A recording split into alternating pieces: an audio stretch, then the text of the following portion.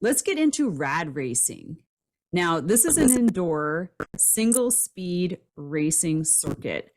Like when I was watching it, I felt like it's like underground, it's like dark, and it's like you're on a race car track.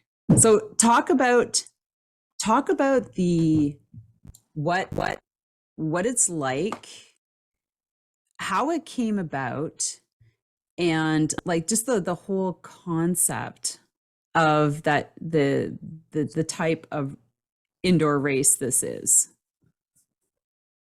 Yeah, so maybe you can now do a split screen where I explain the concept of RAD RACE, and then we're going to show that YouTube video that I've sent Yeah, you. maybe I can insert it. I could probably maybe insert it, but keep talking. Who otherwise just click the link. Yeah. So when we founded RAD RACE, we were huge fans of cycling. Still are, still addicted. Everyone who works for RAD RACE, that's almost 30 people now. They're all cycling addicts. It doesn't matter of gravel bike, road bike, mountain bike, or fixed gear. It really doesn't matter. We're all cycling addicts, and we made our hobby a profession. But the shitty thing about cycling is it's the worst sport to watch. It's just the worst. So on TV, it might make sense. There's the Vuelta running in Spain right now. It might make sense. So the only thing you need is a helicopter and a TV production worth €500,000, and then it makes fun. So my little girls, they are 2 and 4. I raced a big event with a couple of friends last Sunday in Hamburg, and I told them, or they were like, "Daddy, can we go see you?" I was like, "Yeah, you can."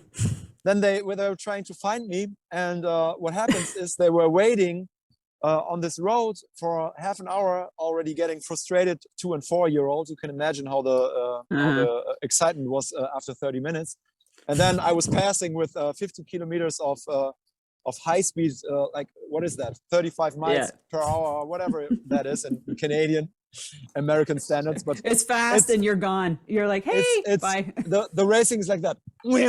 And then that was fucking racing. I mean, that's just the worst sport ever.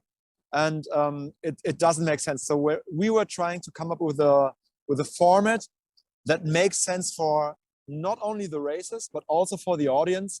We weren't thinking about TV or anything. Some of our races are now on GCN or Eurosport, so you can watch our races there too. But we wanted to make something that is exciting for our friends to watch. And then we were like, all right, we need to find a place like a football stadium. Obviously, a football stadium is quite a little bit too big. So we were thinking of an indoor kart track. We just get rid of all that motor engines and everything, but everything is set up already.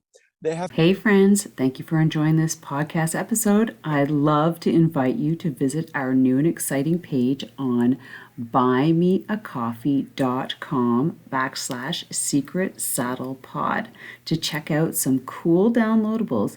And if you are so inclined to supporting the podcast with the purchase of a coffee, would be greatly appreciated in helping keep the podcast going. Also, providing a separate rating and review on your favorite platform with any thoughts about the podcast are hugely helpful and appreciated. Thank you so much, and have yourself an amazing day. Thank you so much for spending this time with me on the Secrets from the Saddle podcast, learning more about exciting people, places, and things that make cycling such an exciting sport. I am so glad you stopped by today. Please leave me a review if you feel so moved to do so. I would love to hear your feedback. And if you could take 1 second to share this episode with someone you think would enjoy it, I would be forever grateful.